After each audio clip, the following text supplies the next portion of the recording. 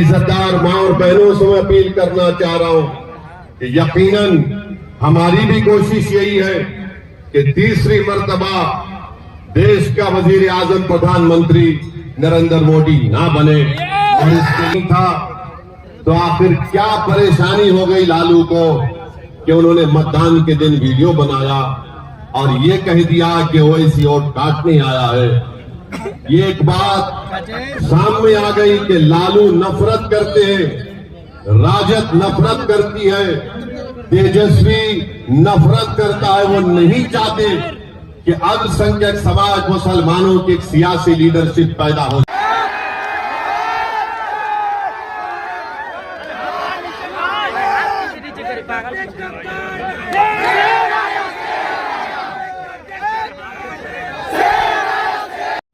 अख्तरुल ईमान साहब को कामयाब करने का फैसला कर दिया और इंशाअल्लाह ताला जब 4 तारीख को नतीजे आएंगे तो आप देखेंगे असदुद्दीन ओवैसी के साथ पार्लियामेंट में ददन पहलवान भी जाएंगे, राणा रंजीत भी जाएगा, हमारी बहन प्रियंका भी जाएंगी और इंशाअल्लाह ताला औरंगाबाद से इम्तियाज जलील साहब भी हमारे साथ जाएंगे।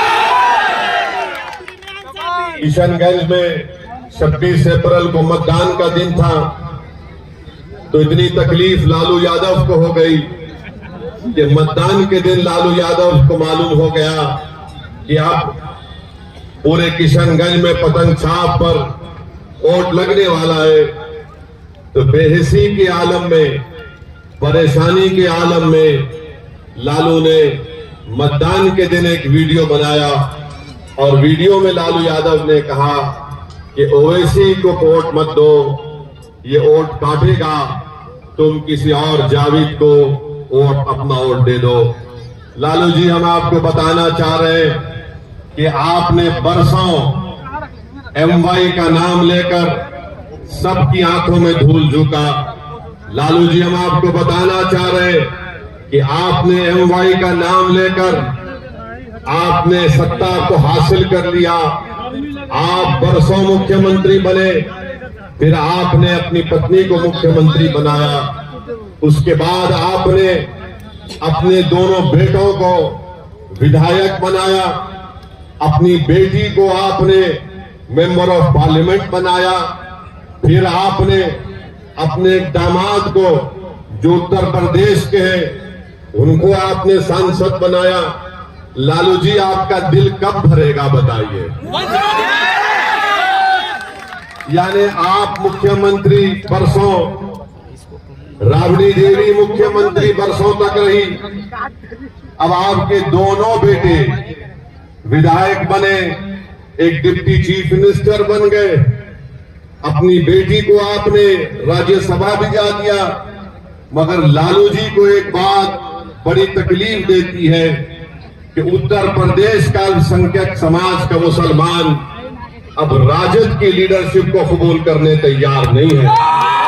वो ये तय कर चुका है, लालू यादव और उनका परिवार ने MY के नाम पर ये समीकरण सिर्फ जबानी तौर पर लालू ने बनाया और सिर्फ मुसलमानों के वोट को हासिल किया और उसके बाद सिर्फ सत्ता उनके बेटों को या उनकी बेटी को दे दिया गया। अभी भी वही ड्रामा हो रहा है। मगर जब से MIM पार्टी आई है, इनके दिमाग अपनी जगह पर आ चुके हैं। इसीलिए आज आप देखते हैं कि कल तक तेजस्वी यादव के मंच पर कोई मुसलमान नजर नहीं आता था, मगर जब से मजलिस पार्टी को आपने अपना माना और मजलिस पार्टी को आपने अपनी जमात को समझा, तब से तेजस्वी यादव को बड़ी मजबूरी के साथ 1-2 मुसलमानों को अपने मंच पर बिठाते हैं, पीछे बिठाते हैं, सामने बिठाते नहीं है। मगर इंशाअल्लाह ताला इस पार्लियामेंट के चुनाव के बाद इनको पता चल जाएगा। मेरी इज्जतदार माँ और बहनों से मैं अपील करना चाह रहा हूं कि यकीनन हमारी भी कोशिश यही है कि तीसरी मर्तबा देश का वजीर आजम प्रधानमंत्री नरेंद्र मोदी ना बने और इसके लिए हम कोशिश कर रहे हैं। अब आप बताइए, अख्तरुल ईमान जब अपना इलेक्शन किशनगंज का लड़ रहे थे, जहां पर राजद का उम्मीदवार नहीं था, तो आखिर क्या परेशानी हो गई लालू को कि उन्होंने मतदान के दिन वीडियो बनाया और ये कह दिया कि ओवैसी वोट काटने आया है। ये एक बात सामने आ गई कि लालू नफरत करते हैं, राजद नफरत करती है, तेजस्वी नफरत करता है। वो नहीं चाहते कि अल्पसंख्यक समाज मुसलमानों की एक सियासी लीडरशिप पैदा हो जाए। मैं आपसे ये अपील करने आया हूं मेरे भाइयों बहनों, गयूर नौजवानों, याद रखो, तुम सिर्फ वोट डालने वाले बनोगे तो फिर हमको गुलामी करना पड़ेगा।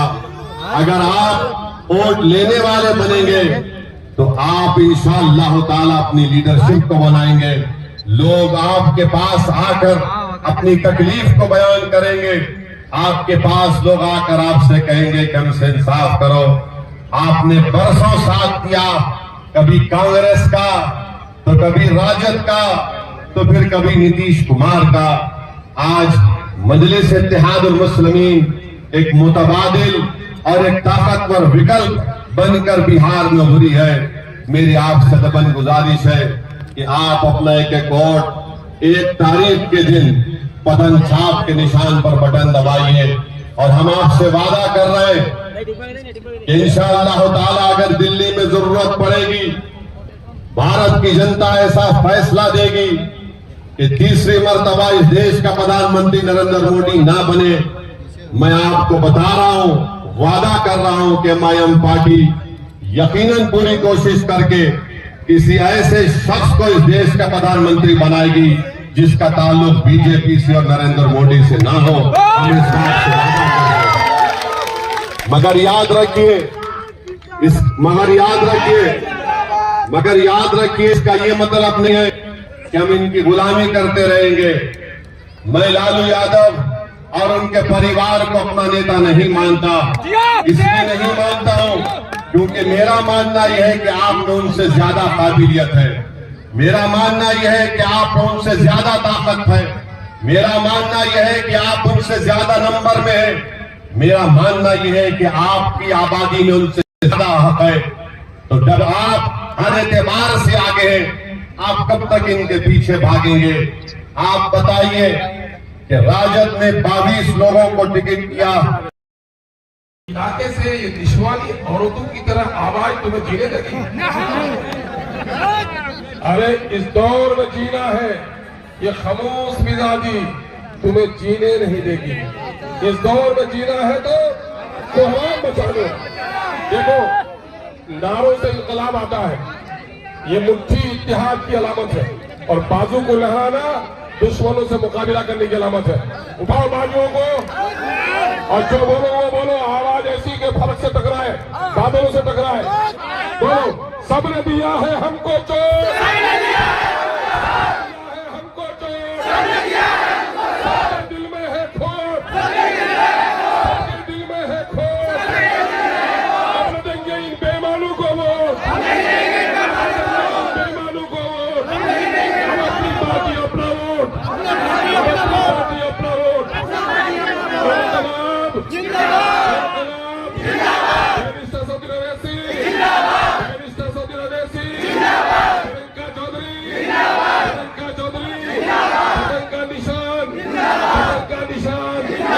जय जवान, जय किसान, जय मीम, जय भीम।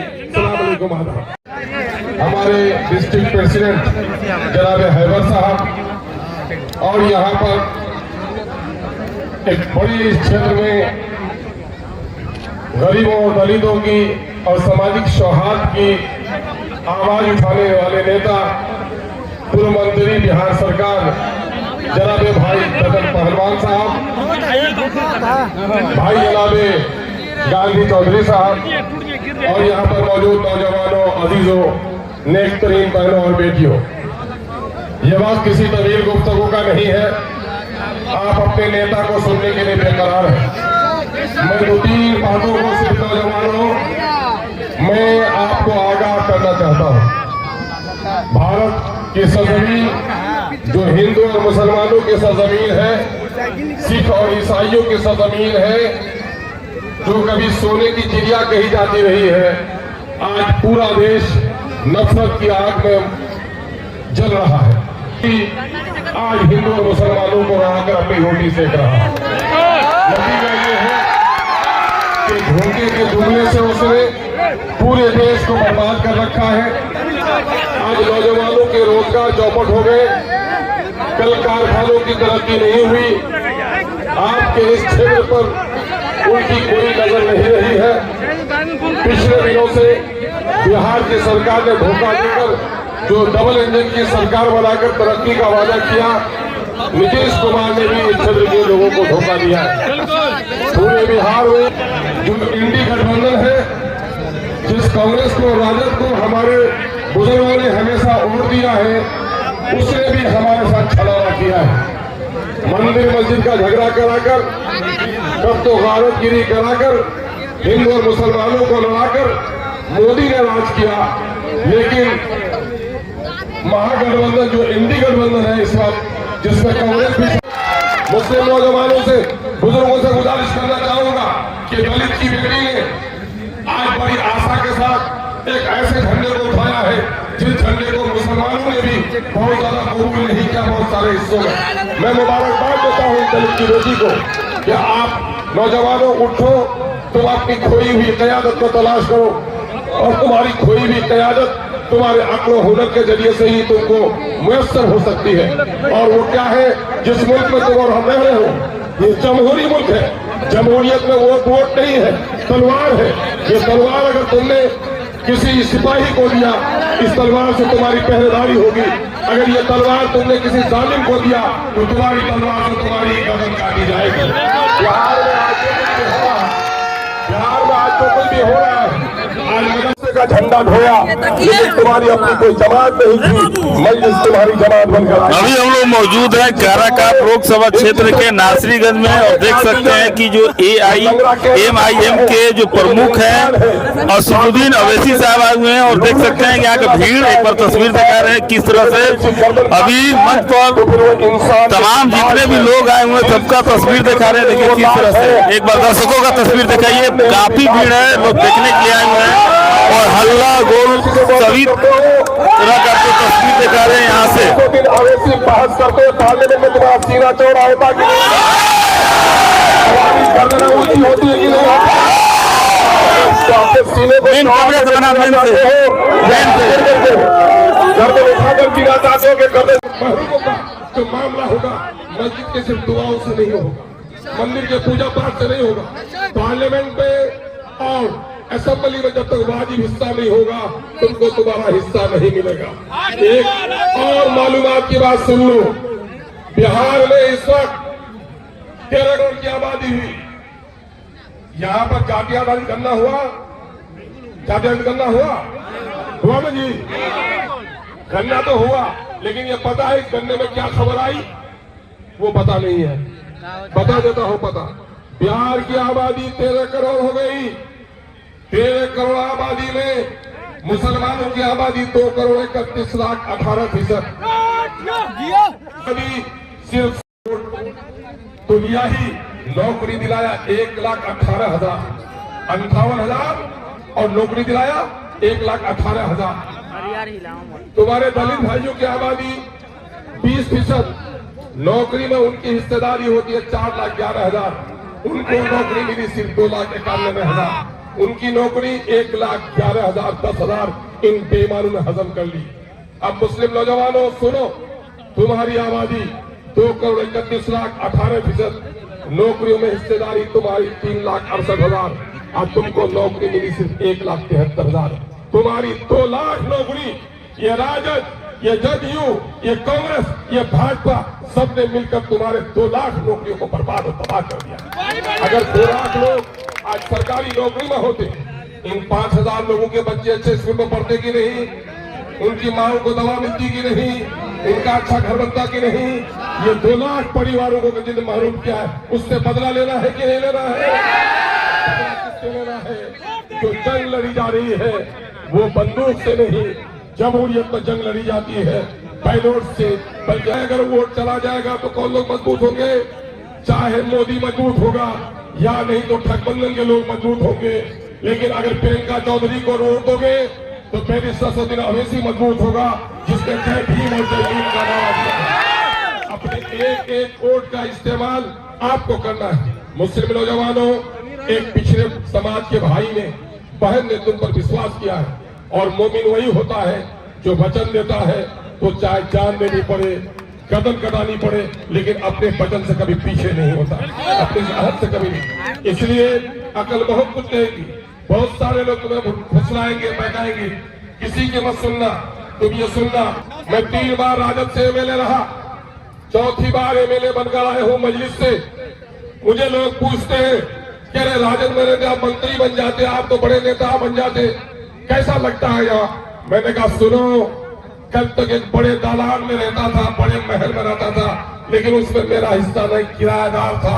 आज अपनी अलग झोपड़ी बनाया हूँ, उससे ज्यादा चैन के साथ सो रहा हूँ, किसी के बाप की मजाल लेके मेरी समाज सुना होगा पार्लियामेंट और असेंबली में जब तक पार्टी का नेता इजाजत नहीं देता कोई बात नहीं कर सकता। तुम्हारी शरीयत पर जब हमला हुआ तलाक बिल, गरीबों की जबान, बेईमानों की जबान, मुसलमानों की शान, मजदूरों की जबान आपके बीच में आए हुए हैं। जनाब मैं इनको बुलाना चाहता हूँ।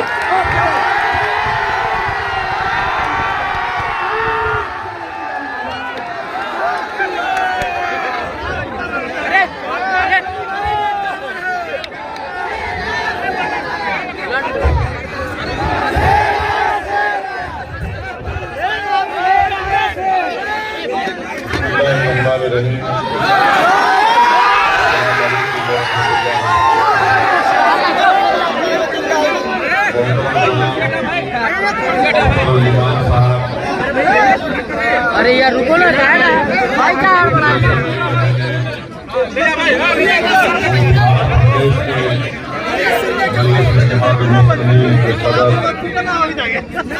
इंजीनियर आफ्ताब आलम साहब, जो बिहार प्रदेश के मजलिस इत्तेहादुल मुस्लिमीन के जनरल सेक्रेटरी हैं,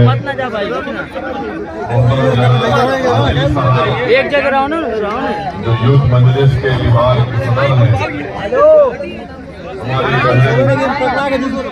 मुस्लिमा प्रियंका साहिबा, जो काराकान से एमआईएम पार्टी के उम्मीदवार हैं, हमारे भाई मोहतरम बदन पहलवान साहब, मुस्लिम बक्सर के कैंडिडेट है, उम्मीदवार है। हैदराबाद से तशरीफ लाए जनाब माजिद हुसैन साहब, जो एमएलए हैं। मेरे मजलिस पार्टी के तमाम रुखबा, मौजूद हाजिरीन इकराम, रिश्तेदार, माओ बहनों, रईयों, नौजवान साथियों, ये मजलिस इत्तेहादुल मुस्लिमीन ने हमारी बहन मोहतरमा प्रियंका साहिबा को, जो जिला अध्यक्ष भी है, और वोट देकर सरकार गिराई है। नौजवानों, पानी में न होकर रवानी, पानी को कौन कहेगा पानी। तुम्हारे अंदाज में वो तस्वीर किससे बदल सकती है? तालियों से, कांटे से, कव्वाली से नहीं। आज बीज बोने का वक्त है, आज बोओगे वही काटोगे। ये वक्त तुम्हारी संजीदगी से समझने का है। हमारे और हमारे पूर्वजों ने क्या किया? वोट देकर सरकार बनाई, वोट देकर सरकार गिराई। जिस वोट में ताकत है सरकार बनाने की, सरकार गिराने की, अगर तुमने और हमने, मेरी कातिल को लिखता हूँ, कातिल कभी मसीहा नहीं। हमने वोट किसी को दिया तो हमारा एहसान भी नहीं मानना। अगर हमने वोट